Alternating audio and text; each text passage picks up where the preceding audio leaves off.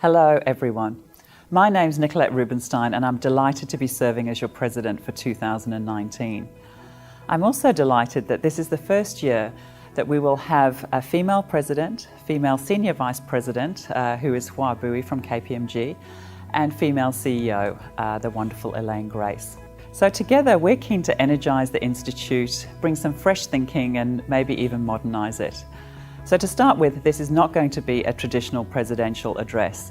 Instead of focusing broadly on the future of our profession or our strategic challenges and opportunities, I'm going to try and tackle a single issue, but an important one: gender diversity in our profession. And I've got some good reasons for this, other than the serendipitous female trio.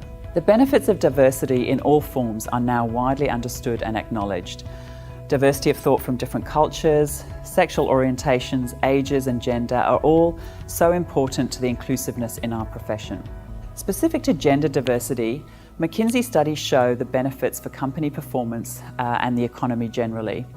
Social science shows the benefits for team performance. And then there's the equality argument. It's just the right thing to do. Secondly, there's been a lot of focus by the media and academia in recent years on female participation in STEM fields.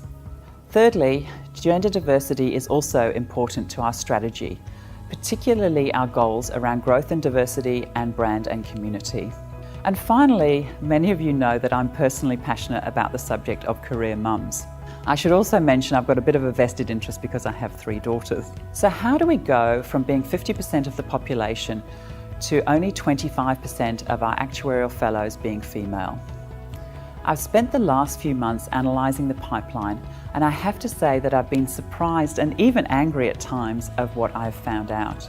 I've called it the good, the ugly, the good and the bad. So to start with the good, girls are as good at maths as boys. A meta-analysis of 240 studies proves this. So secondly, the ugly. Only 38% of kids studying advanced maths at school are girls. And this has been fairly constant over time. In other words, the biggest leak in the pipeline is right up front at the beginning at school. So why is this? 2 reasons. Firstly, there's a confidence issue. Girls are 25% less confident in maths compared to boys. This affects their maths results at school and their inclination to do advanced maths. The good news is that there's some research that shows that simple teaching interventions can help address this. The second reason is a much more concerning one. It's cultural. There is deep-seated gender stereotyping still happening in Australia, and it starts at an early age. Not enough girls are being encouraged to study maths. Even the number of boys studying advanced maths is dropping off. And here's some examples of this cultural phenomenon that I personally have found alarming. In Australia, boys have outperformed girls in the maths NAPLAN in every year group in every single year. By comparison, in Singapore, the girls perform the same as the boys, and they rank about 5th globally for maths performance versus other countries. A second example is that females make up about 1/3 of our actuarial university students that are domestic in Australia, but almost 50% of the international actuarial students, many of whom are here from China. In the UK, roughly an equal number of men and women are entering the actuarial profession, compared to only 1/3 female here in Australia. Another example is using engineering. Women account for 40% of engineers in China, 44% of the engineering graduates in Malaysia, and they accounted for 58% of engineers in the former USSR. In Australia, the number is just 14%. This is very concerning, not just for the actuarial profession, but for the future economic prosperity of our country. Research suggests that 75% of new jobs will require STEM skills. If our girls aren't being encouraged to study STEM subjects at school, it will limit their future opportunities and ultimately limit the growth prospects of our nation. So that's the ugly. Now for another good. Roughly 1/3 of university students studying actuarial are female. And that is actually a lot higher than some of the other STEM areas, such as engineering and IT, which are both below 20%.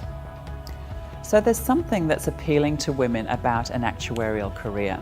I believe we can offer women what they want in a career. And some of those things are the ability to make a difference, the ability to work in a collaborative and supportive environment, the ability to solve complex problems. The research also identifies the need for women to feel what's called social belongingness when they choose a career. And I think we can deliver on this as well.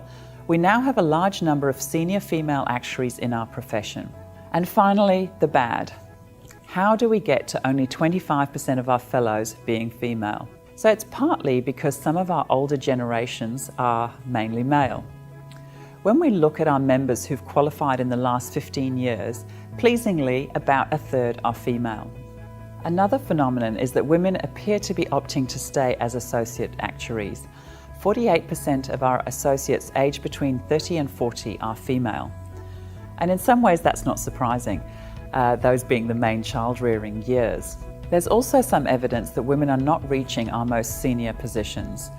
Although pleasingly 23% of appointed and approved actuaries are female, if we look at the largest insurance companies, there are only a handful of female appointed actuaries. So in conclusion, there is work to do in our companies, there's work to do in our profession, and there's work to be done in our schools.